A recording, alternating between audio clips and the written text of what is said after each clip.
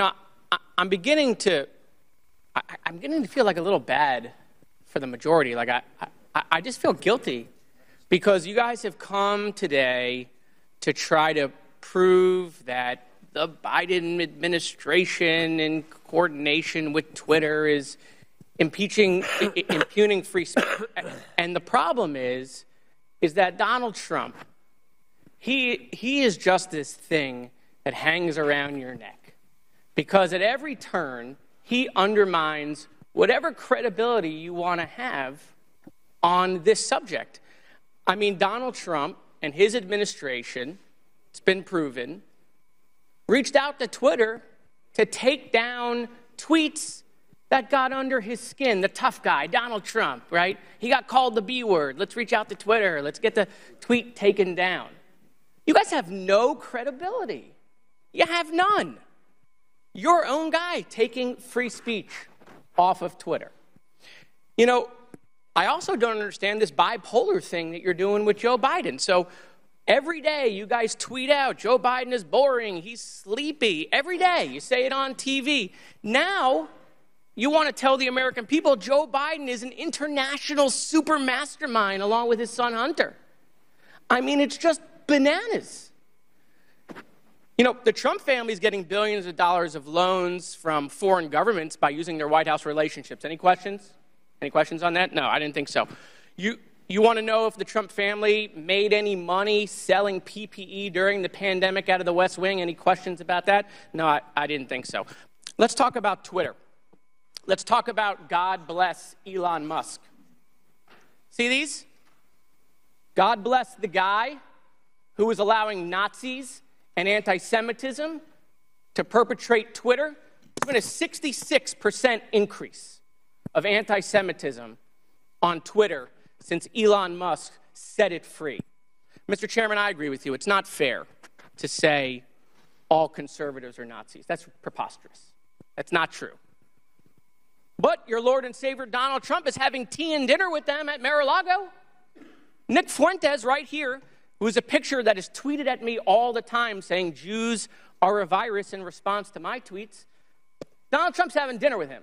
Nazis at Mar-a-Lago. And so, no, not all Republicans are Nazis, but I got to tell you, Nazis seem really comfortable with Donald Trump.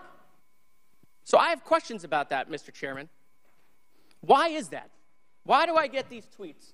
Let's talk about Kanye West, right? The chairman of the Judiciary Committee for 3 months praising Kanye West. We love Kanye, right?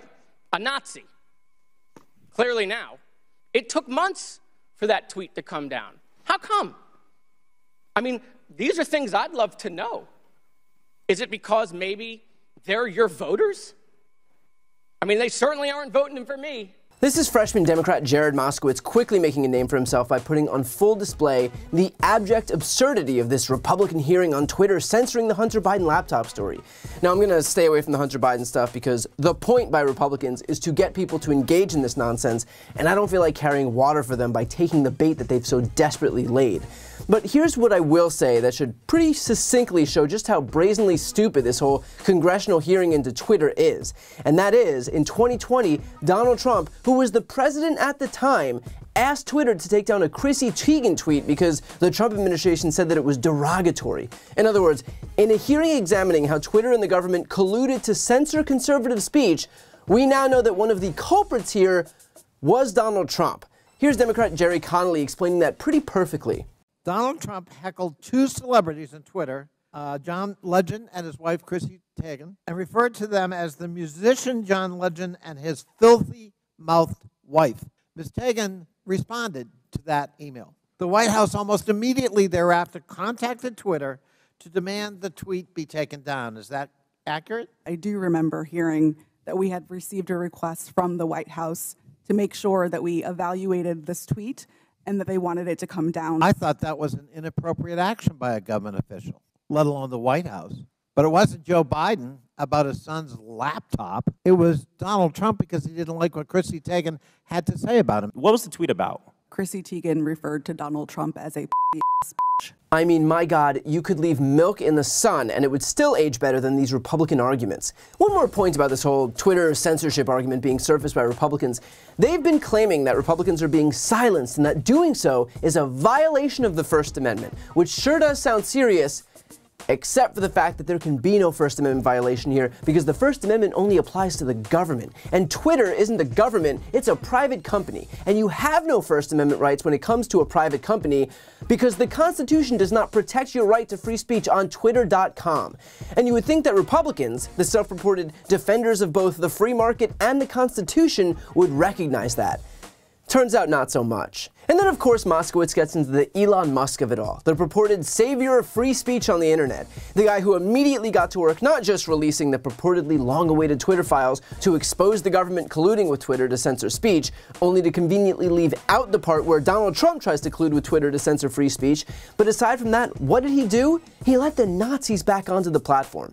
And I'm not going to name them because, unlike some people, I won't use my platform to drive attention to these pieces of shit. But when that's one of your first acts as the new owner of this platform, it really does put your priorities on full display. And it also puts on full display the extent to which the right traffics so freely in racism and anti-Semitism. At no point did anyone on the right say, hey, maybe we don't re-platform the guys who think that Hitler was one of the good guys. Like, I don't know, call me pro-censorship, but I'm of the mind that we don't actually derive some social benefit from giving a voice to Nazis. Maybe a social media platform or, society in general doesn't actually gain value by unrestricted speech. And if you are the one fighting for those people to be able to traffic in overt anti-Semitism by pretending that Twitter is the government and acting like that has anything to do with the First Amendment, then you might just be telling on yourself. But with that said, this is all just one small piece of a much larger theme here. Republicans have been winking and nodding to neo-Nazis and white supremacists for years. From banning the teaching of black history to lining up behind someone in Donald Trump who couldn't bring himself to disavow the KKK's David Duke and felt the need to both sides Charlottesville. The fact is that the Republicans' base is so dwindling that they can't afford to abandon those racists and anti-Semites who have so ingratiated themselves into the Republican Party because they need all the support they can get at this point. And because they've given up on reaching out to young people, to diverse people, to the LGBT community, to non-Christians, they have no choice but to double down on the bigots. And like Jared Moskowitz said, this is not to say that all Republicans are racist or anti-Semites, but it sure does seem like all the racists and anti-Semites are Republicans. So good on Moskowitz for calling this out, and I'm glad to see a new generation of Democrats unafraid to call out what has become so blatantly obvious. Because I'm sorry, but I am so tired of all the pretending by both parties, by the media, by Americans more broadly, that there isn't a major political party in this country trafficking so obviously in abject racism and anti-Semitism. Because if they want to be the party of outright bigotry, that's their prerogative, but the rest of this country should know full well exactly who they're aligning themselves with if they want to support the GOP. Before you go, if you enjoyed this video and want to see more, please make sure to subscribe to my channel. You can click the thumbnail right here on this screen. And if you want to support my work even further, the best way is to subscribe to my podcast, No Lie with Brian Tyler Cohen. There you can check out my interviews with major players in the world of politics, including President Biden, Vice President Kamala Harris, Pete Buttigieg, Elizabeth Warren, Katie Porter, Jamie Raskin, and so many more. Plus other interviews that live exclusively on the podcast. That link is also right here on this screen, or just search No Lie with Brian Tyler Cohen wherever you listen to podcasts.